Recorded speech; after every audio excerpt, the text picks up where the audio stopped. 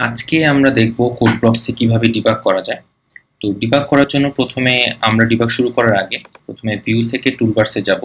এখান থেকে শুধুমাত্র কম্পাইলার, মেইন এবং ডিবাগার এই তিনটা টুলবার ছাড়া বাকি টুলবারগুলো আনচেক করে দেব।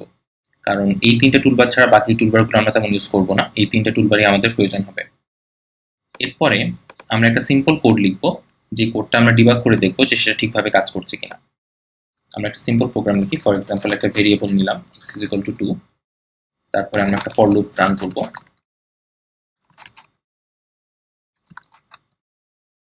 ফর লুপটা x এর সাথে i কে গুণ করে x এর মধ্যেই রাখবে। এখন আমরা ব্রেক পয়েন্ট সেট করব। ব্রেক পয়েন্ট সেট করা মানে হচ্ছে কোত্থেকে আমাদের ডিবাগটা শুরু হবে সেটা আমরা প্রোগ্রামকে বলে দেব। তো ব্রেক পয়েন্ট সেট করাটা খুব সিম্পল।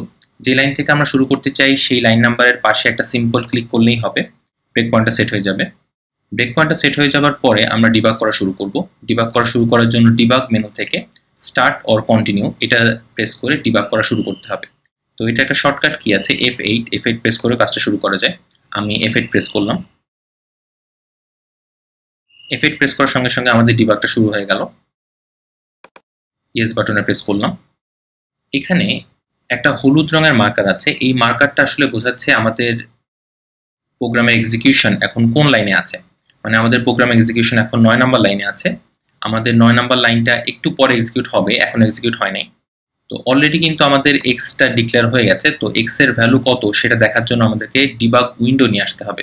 ডিবাগ উইন্ডো নিয়ে আসার জন্য ডিবাগে প্রেস করে ডিবাগিং উইন্ডো ওয়াচেস এখানে ক্লিক করতে হবে। এখানে ক্লিক করলে একটা ছোট উইন্ডো আসবে।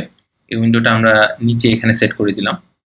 এখানে দেখাচ্ছে এক্স এর ভ্যালু 2, কারণ আমরা এক্স এর ভ্যালু 2 সেট করেছি। কিন্তু এখনো যেহেতু আমাদের আই ভেরিয়েবলটা সেট হয়নি, কাজেই আই ভেরিয়েবলের ভ্যালু দেখাচ্ছে 69, মানে এটা একটা গার্বেজ ভ্যালু। তো নেক্সট লাইনে যাওয়ার জন্য আমাদেরকে যেটা করতে হবে সেটা হচ্ছে নেক্সট লাইন F7। আমি F7 প্রেস করলাম এবং আমরা নেক্সট লাইনে চলে আসলাম। এখনো আমাদের লাইন নাম্বার 10 এক্সিকিউট হয় নাই। যেখানে ইয়েলো মার্কারটা থাকবে সেই লাইনটা নেক্সট টাইম এক্সিকিউট হবে, এখনো এক্সিকিউট হয়নি। 10 লাইনে ইয়েলো মার্কার থাকার মানে হচ্ছে 9 নাম্বার লাইনটা অলরেডি এক্সিকিউট হয়ে গেছে। তো 9 নাম্বার লাইনে আমাদের i = 1 আমরা ডিক্লেয়ার করেছিলাম। আমরা নিচে খেয়াল করলে দেখব i = 1 হয়েছে এবং x এর ভ্যালু 2, এটার কালারটা ব্ল্যাক হয়ে গেছে। এটার মানে হচ্ছে রিসেন্টলি যেই ভেরিয়েবলগুলো চেঞ্জ হবে সেই ভেরিয়েবলগুলোর কালার লাল রঙের হবে এবং পুরনো ভেরিয়েবলগুলোর কালার ব্ল্যাক হয়ে যাবে। তো এখন আমি আবার F7 প্রেস করব। F7 প্রেস করার পরে আমাদের 10 নম্বর লাইনটা এক্সিকিউট হয়ে গেল এবং আমাদের প্রোগ্রামের এক্সিকিউশন আবার 9 নম্বর লাইনে ফেরত চলে আসলো এবং আমরা দেখতে পাচ্ছি x এর ভ্যালু 2, কারণ x এর সাথে i গুণ হয়েছে, তাই x এর ভ্যালু 2। আমরা আবার F7 প্রেস করছি। i এর ভ্যালু এখন 2 হয়ে গেল। আবার আমরা F7 প্রেস করলাম। এবার x এর ভ্যালুটা 4 হয়ে গেল। এভাবে করে আমরা আস্তে আস্তে F7 প্রেস করতে থাকবো এবং আমরা দেখব যে i এর ভ্যালু আস্তে আস্তে 4 হলো, i এর ভ্যালু এখন 5 হলো। এখন i এর ভ্যালুটা আরো এক বাড়বে, অর্থাৎ 6 হবে। 6 হলে আমাদের লুপটা ব্রেক করবে।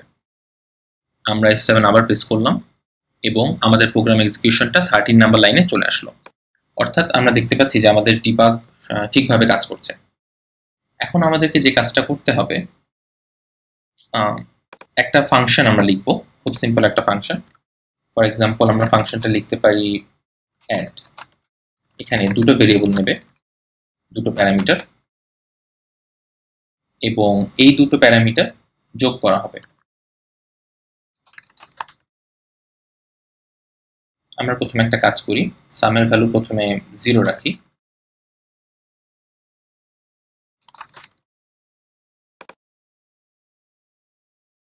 এখন আমরা ফর লুপ থেকে সামটাকে কল করব।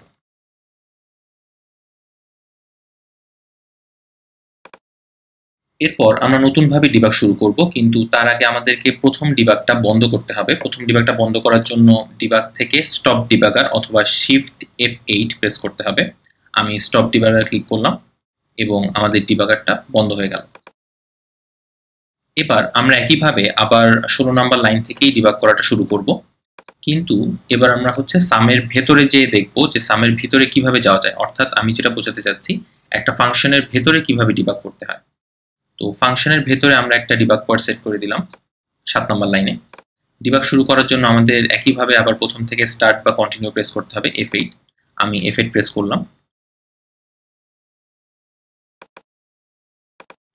আমাদের বিল্ড ফেল হয়েছে, আমরা একটু দেখি। আচ্ছা, ফাংশনের নাম হচ্ছে অ্যাড, নট সাম। আমরা ডিবাগটা বন্ধ করে দিই।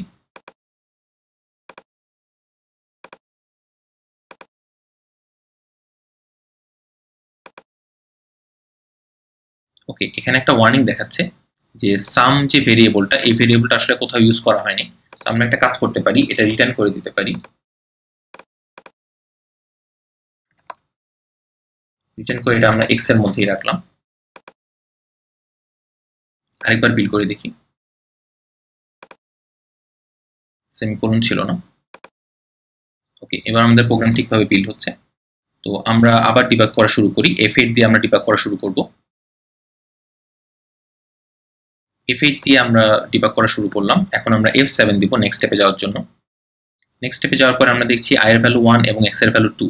এখন যদি আমরা F7 আবার প্রেস করি তাহলে দেখব আমাদের প্রোগ্রামটা এখানে চলে আসলো। এখানে সামের ভ্যালু এখনো ইনিশিয়ালাইজ হয়নি, সামের ভ্যালু একটা গার্বেজ ভ্যালু দেখাচ্ছে। আমরা F7 প্রেস করলাম। এবার আমরা দেখব সামের ভ্যালু 0 এবং A এবং B এর ভ্যালু 2 এবং 1। আবার F7 প্রেস করলাম, রিটার্ন সাম হবে। আবার F7 প্রেস করলাম, আমাদের এই ফাংশনের কাজটা শেষ হয়ে গেল। নেক্সট টাইম F7 প্রেস করলে আমরা আবার 18 নম্বর লাইনে ফিরে চলে আসব। এখানে আমরা দেখতে পাচ্ছি X এর ভ্যালু 3 ইনিশিয়ালাইজ হয়েছে এবং I এর ভ্যালু 1। আমরা আবার F7 প্রেস করলাম, I এর ভ্যালু 2 হলো। এবার যদি আমরা চাই যে আমরা অ্যাড এর ভেতরে যাব না, অ্যাড এর ভেতরে না যেয়ে আমরা আবার 18 নম্বর লাইনে চলে আসব, মানে অ্যাড এর ভেতরে যে আমরা ডিবাগটা করতে চাচ্ছি না, সেক্ষেত্রে আমাদেরকে যেটা করতে হবে, step out control F7 press করতে হবে। নেক্সট টাইম যখন আমরা F7 প্রেস করব, কাজেই আমরা যেই মাত্র ফাংশনটার ভিতরে চলে আসলাম, এখান থেকে কন্ট্রোল F7 দিলে আমরা স্টেপ আউট মানে ফাংশনের ভেতর থেকে বের হয়ে চলে আসলাম। ফাংশনের লাইনগুলো একটা একটা করে আমরা এক্সিকিউট করলাম না। কাজেই আমরা আবার ব্যাক করে এক্সে চলে আসলাম, এখান থেকে F7 প্রেস করব এবং আমরা পুনরায় ফর লুপের শুরুতে চলে যাব। I এর ভ্যালু এখন 2, X এর ভ্যালু এখন 5। আমি আবার F7 প্রেস করলাম এবং আবার এখানে চলে আসব। এখন যদি আমরা ব্রেক পয়েন্টটা তুলে দিয়ে নর্মালি যদি আরেকবার F7 প্রেস করি তাহলে দেখা যাবে যে আমাদের প্রোগ্রামটা অ্যাডের ভিতরে যায়নি, কিন্তু X এর ভ্যালু চেঞ্জ হয়ে 8 হয়ে গেল। মানে এই ফাংশনটা ঠিকই কাজ করেছে, কিন্তু এই ফাংশনটার ভিতরে আমরা গেলাম না। তো এভাবে করে আমরা ডিবাগের কাজ করতে পারি।